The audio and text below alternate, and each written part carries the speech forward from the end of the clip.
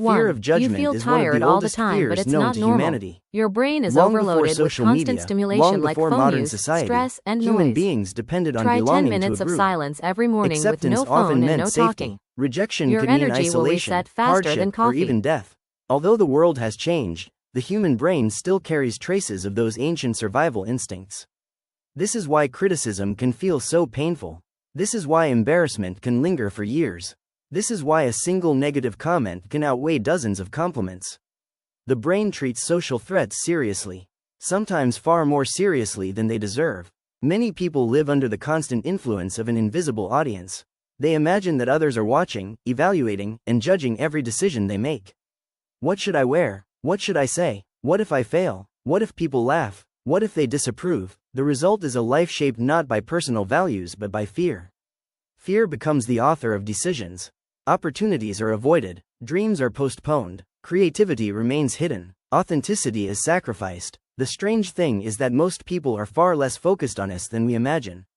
They are usually busy thinking about themselves, their own worries, their own insecurities, their own fears of judgment.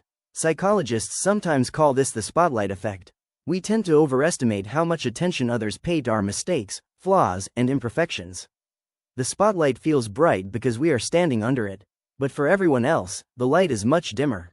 Philosophers have wrestled with this problem for centuries. Many concluded that freedom begins when we stop allowing external opinions to define our worth. This does not mean ignoring feedback. It means recognizing the difference between learning from others and living for others. One path leads to growth, the other leads to dependency.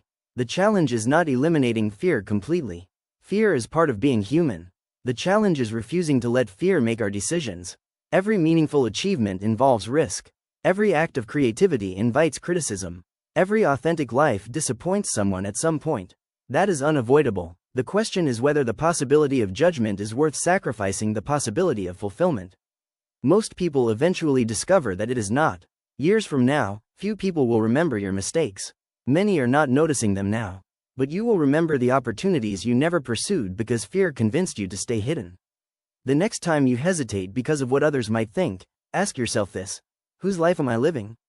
If the answer belongs to someone else's expectations, it may be time to reclaim it. Because freedom begins the moment you stop asking for permission to be yourself.